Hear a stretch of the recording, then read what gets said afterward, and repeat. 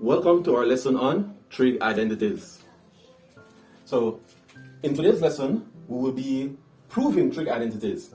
First, we start off by proving the two basic trig identities. After we have these, then we'll be using those to prove more complex trig identities. So we'll start off with a basic right-angled triangle with vertices labeled P, Q, and R. This is our right angle here, this is our angle theta. You know that the sine is equal to the opposite divided by the hypotenuse, so that is QR divided by PR.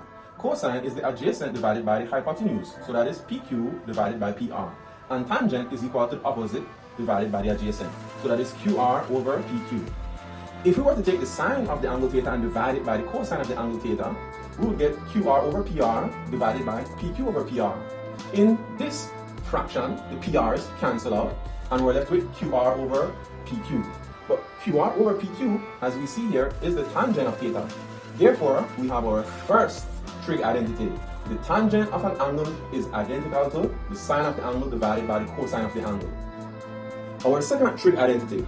According to Pythagoras' theorem, PQ squared plus QR squared is equal to PR squared. Right? The base plus the height squared is equal to the hypotenuse squared. If we were to square the sine and square the cosine and add them together, we would get the square of QR over PR plus the square of PQ over PR. So that would be QR squared over PR squared plus PQ squared over PR squared. They have the same denominator, so we can simply add QR squared and PQ squared over that common denominator. But QR squared plus PQ squared is equal to PR squared. So we have PR squared over PR squared. Whatever distance PR is, PR squared over PR squared will be equal to 1. Hence, we have our second trig identity. The sine squared of an angle plus the cosine squared of that angle is always identical to 1. Now, we'll get into some examples. Alright, so now in this example here, we are to prove that the cotangent of theta plus the tangent of theta is identical to cosecant theta times secant theta. So recall that cotangent is 1 over the tangent, cosecant is 1 over sine, and secant is 1 over cosine.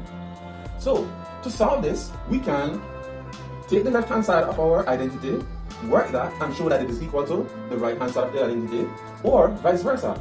Take the right-hand side of the identity, work it to show that it is equal to the left-hand side. So, either way of working is totally fine. Here, I will take the left-hand side and see if I can work that to show that it is the same as the right-hand side. So, cotangent is 1 over the tangent. Tangent, that is sine over cosine. So I believe I should begin by expressing tangent as sine theta over cosine theta. If that is tangent and cotangent is 1 over the tangent, then in terms of sine theta and cosine theta, the cotangent would be the reciprocal of sine theta over cosine theta, which would then be cosine theta over sine theta. Now I have two fractions. To simplify that, I should add those fractions. How do we add fractions? Well, if they have different denominators, then I should simply find the LCM. If there are no common factors, the LCM is simply the product of those two denominators. So here, it will be sine theta multiplied by cosine theta. Then, my new numerators, how do I determine those? I say I'll take this new denominator and divide it by that old denominator, and then multiply by that result. So if I take sine theta, cosine theta, and divide it by sine theta, the sines cancel out and I'm left with cosine theta. So I'll have cosine theta times cosine theta.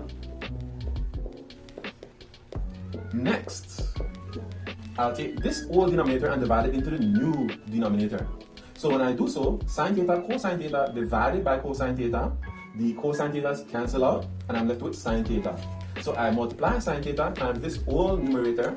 So I'll have sine theta times sine theta. Then when I simplify, cosine theta times cosine theta gives me cosine squared theta. Sine theta times sine theta gives me sine squared theta. And that is over sine theta cosine theta. My next step, when I look at this, I notice that this is very familiar. This is one of the two basic trig identities. Cosine squared plus sine squared, or if you prefer to say it as sine squared plus cosine squared, either way it's the same because addition is commutative. These two add up to give you 1. So this will be 1 over sine theta cosine theta. When I look at this, That's just a fraction that I can break up into two parts. I can say this is 1 over sine theta multiplied by 1 over cosine theta. But what is 1 over sine theta by definition? 1 over sine theta is what we call the cosecant. And what is 1 over cosine theta by definition? That is what we call the secant. And so when I reach at this step, I have shown that cotangent theta plus tangent theta is the same thing. It is identical to cosecant theta, secant theta. And when you are finished with a most difficult proof, you should put QED. What does QED stand for? Well, it is Latin for quid erato demonstrandum, which translates to that which was to be shown. So QED. Some people like to say QED in modern English means quite easily done. When you have tackled a very difficult proof problem and you have come out successful on the other side, you show that off as a badge of honor. Quite easily done. Okay, let's look at this example. So we're to prove that 1 over 1 plus sine theta plus 1 over 1 minus sine theta is identical to 2 secant squared theta. So let's look at the left-hand side, right? Since this is much larger, we can condense it to this single term. It would be much more difficult, use a lot more imagination, to take this single term and expand it out to these much larger terms. So here, we'll attempt to add these two fractions. So again, the LCM is what we need to begin with. The LCM will be 1 plus sine theta times 1 minus sine theta. So if we take this new denominator and divide it by that old denominator, the 1 plus sine theta is cancelled and we multiply by 1 minus sine theta. So 1 times 1 minus sine theta is simply 1 minus sine theta.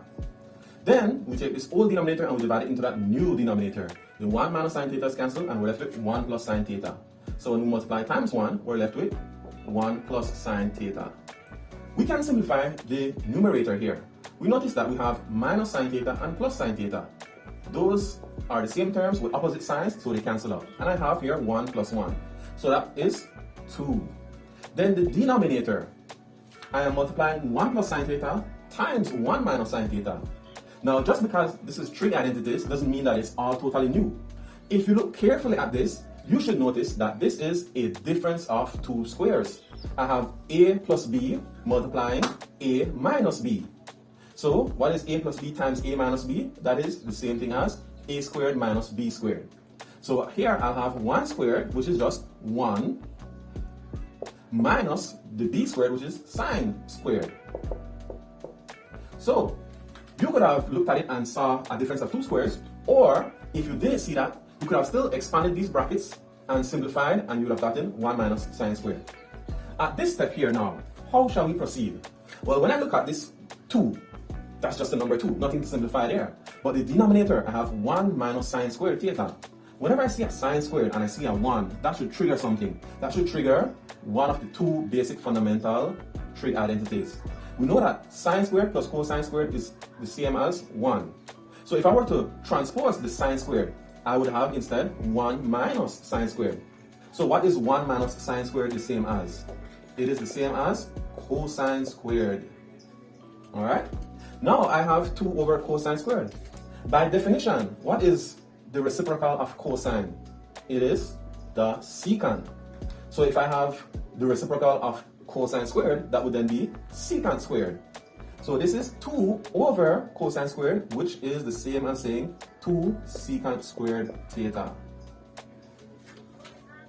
And now for our last example of this lesson.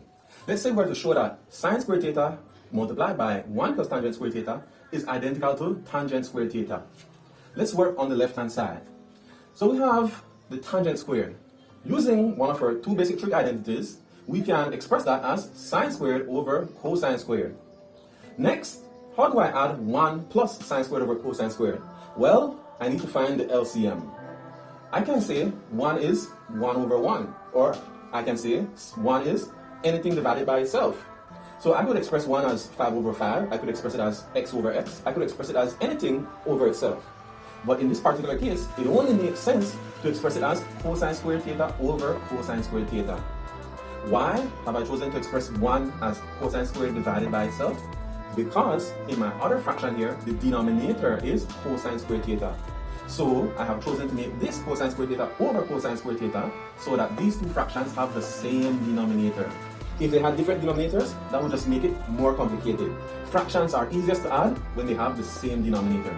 So now that these have the same denominator, I can just keep that common denominator and simply add the two numerators. So I'll have cosine squared theta plus sine squared theta over cosine squared theta. Now that I have cosine squared plus sine squared, you should be able to predict what I'm going to say next. Cosine squared theta plus sine squared theta is one of our two basic trig identities, and that is the same as 1. So I now have sine squared theta times 1 over cosine squared theta. What is sine squared theta times 1? That is just sine squared theta. But if I have here sine squared theta over cosine squared theta, again, that is one of our two basic trig identities. That is just tangent squared theta, which is exactly what we wanted to show. And that's the end of this lesson.